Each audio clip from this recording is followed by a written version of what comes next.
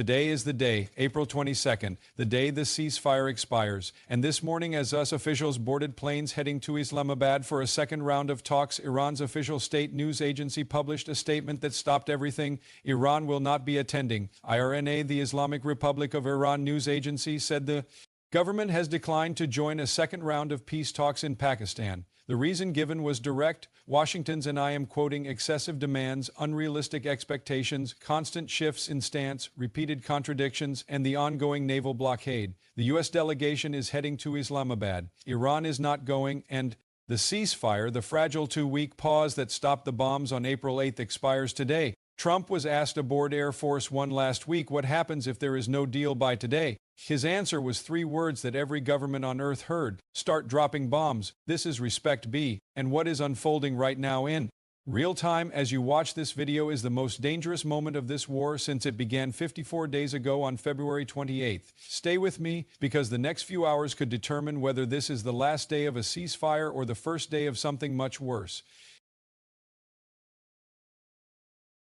To understand why today feels different from every other day of this war, you need to understand what happened in the last 96 hours, because the speed of the reversal is itself the story. Friday morning, Iran's foreign minister declared the Strait of Hormuz completely open. Oil crashed 12%. Stocks hit record highs.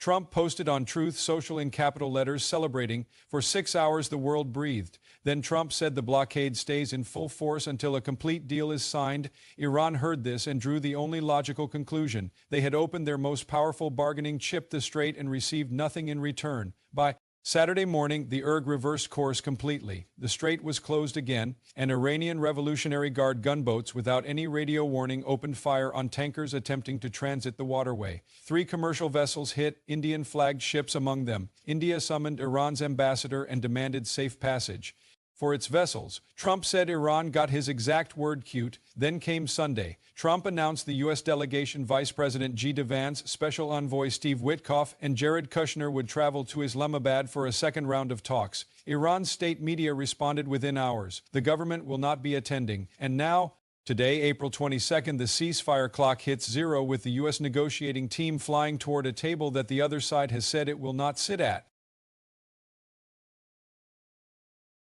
Iran's official refusal cited Washington's excessive demands and the ongoing naval blockade, but there is more beneath the surface, and understanding it is essential to understanding what happens next. Reason 1: the blockade itself. Iran's position has been consistent and clear since April 13th, when the blockade began. The blockade is a ceasefire violation. It is collective punishment on the Iranian people. It is, in the words of Iran's foreign ministry, a war crime and a crime against humanity. America's blockade turned back 23 ships attempting to reach Iranian ports. It has completely halted Iran's economic sea trade. For Iran, coming to a second round of talks while the blockade is actively strangling its economy is politically impossible. It looks like negotiating with a gun to your head. America says the blockade is leverage, not a violation. It was imposed after the Islamabad talks failed. It is designed to bring Iran back to the table on America's terms. Iran says it will not negotiate under blockade. America says it will not lift the blockade before negotiations. That circular trap, each side waiting for the other to move first, is what has made a second round structurally impossible to arrange in the time available. Reason 2: Iran's internal politics. Iran's Supreme National Security Council, the body that has become the de facto decision-making authority since Khamenei's assassination, issued a statement saying Iran would not allow any conditional and limited reopening of the strait. That statement reflects a hardline position that has been gaining ground inside Tehran. Iran's parliament speaker Ghalibaf, the chief negotiator himself, said publicly on Iranian state television that it is impossible for others to pass through the Strait of Hormuz while we cannot. The former URG commander Mohsen Rizvi has said publicly he opposes any ceasefire. He called for a prolonged conflict. The voices inside Iran pushing for continuation of the war, or at minimum continuation of the Hormuz closure as leverage, are not fringe voices. They represent a significant faction of Iran's power structure, and that faction has effectively vetoed the second round of talks. Reason 3: trust. Iran's negotiating team left Islamabad, saying America came with maximalism, shifting goalposts, and bad faith. Araki accused Washington of creating an impression of an agreement through Trump's social media posts while actually maintaining all of its pressure tactics. Iran's National Security Commission head said closing the strait was a response to his words, America's Untrustworthiness. When the foundation of a negotiation is mutual distrust, this deep getting both sides to the same table requires not just logistics. It requires something that demonstrates concretely that showing up is worth the political cost of showing up. America has not offered to lift the blockade. Iran has not offered to reopen the strait unconditionally, and neither has moved since Islamabad. Let's be direct about what Trump said. Aboard Air Force One last Friday evening, a reporter asked the president what he would do if no deal was reached before today's deadline. Trump's answer, I don't know. Maybe I won't extend it, but the blockade is going to remain. But maybe I won't extend it, so you'll have a blockade, and unfortunately, we'll have to start dropping bombs again. Dropping bombs again, this is not abstract. This is the President of the United States describing, casually, the resumption of airstrikes on a country of 90 million people. What does that actually look like? The U.S. has already demonstrated its willingness and capability to strike deeply inside Iran. Operation Epic Fury on February 28 used B-2 stealth bombers, B-1 Lancers, and B-52s. It struck command and control infrastructure, missile sites, nuclear facilities, and killed Iran's supreme leader. But that was the opening. Strike designed for maximum shock and with months of preparation behind it. A second wave of bombing starting today if the ceasefire expires without extension would be different.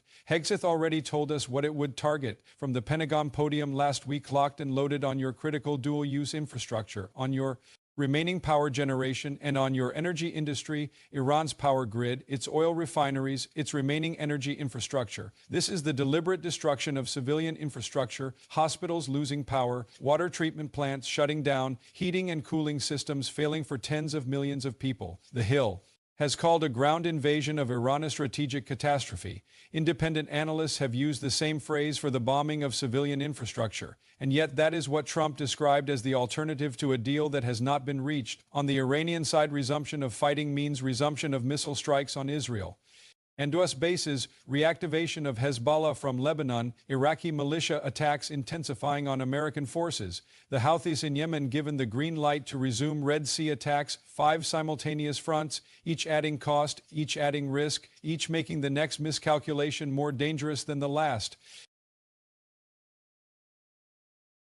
While the diplomacy collapses in real time, the economic war is already being fought. The U.S. naval blockade has turned back 23 ships from Iranian ports. It has completely halted Iran's seaborne trade. Iran's national petrochemical company suspended all exports. Iran's oil revenues, already devastated by the war, have been cut to a trickle. Iran assessed its war damage at up to $1 trillion. Its GDP before the war was approximately $400 billion.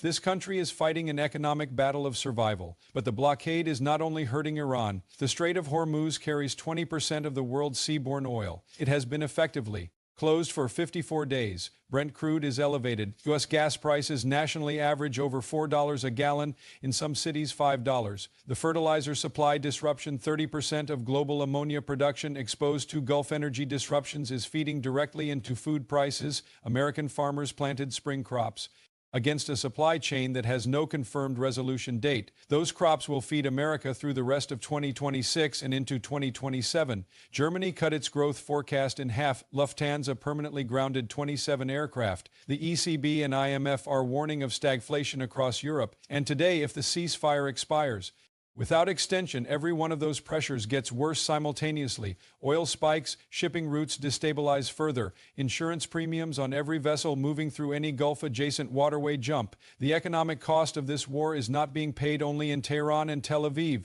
It is being paid at every gas station, every grocery checkout, every airline ticket purchase, in every country whose supply chains run through the waters currently controlled by a standoff between two navies that are firing at each other's ships. Iran said no to the second round this morning, but the situation is not completely frozen. Here is what could still happen today. Pakistan is not giving up. Pakistan's Army Chief Asim Munir has been the human bridge between these two sides for weeks. He is still in contact with both Washington and Tehran. Pakistani PM Sharif has been traveling the region. Saudi Arabia, Qatar, Turkey building pressure for a deal. Saudi Arabia wants the strait open. Qatar, which hosts the largest US air base in the region, wants stability. Turkey wants to be part of the solution. All of them are applying pressure on Tehran simultaneously. The question is whether Iran's refusal, This morning is a final position or a negotiating move, a signal that the current terms are unacceptable, not that no terms can ever be acceptable. Iran's deputy foreign minister said this morning that America is, quote, risking the whole ceasefire package through its blockade. That language, risking the ceasefire package, is not the language of a side that has decided to resume war. It is the language of a side that wants different conditions for continuing the ceasefire.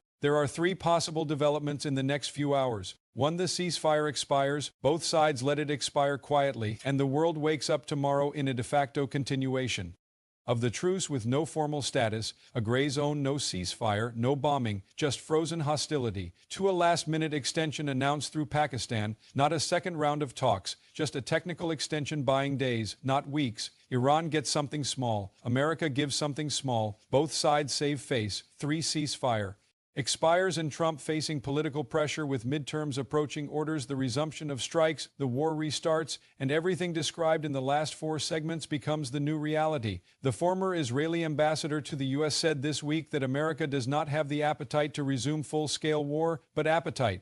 And decisions are different things, and a president who said start dropping bombs on a plane last Friday has not publicly walked that back.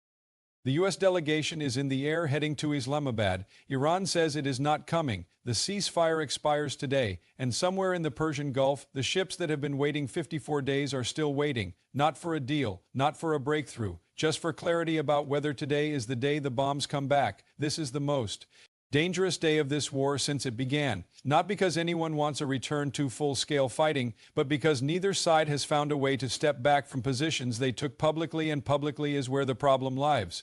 Trump said bombs again on an airplane. Iran said we're not coming through state media. Both statements are now on the record, both have audiences that demand consistency, and both are now standing in the way of the back-channel compromise that is the only path to avoiding what both sides say they do not want. Watch the next 6 hours. If Pakistan announces an extension by nightfall, the world gets more time. If it does not, the question moves from diplomacy to military command, and that is a question with a very different kind of answer. This is Respect.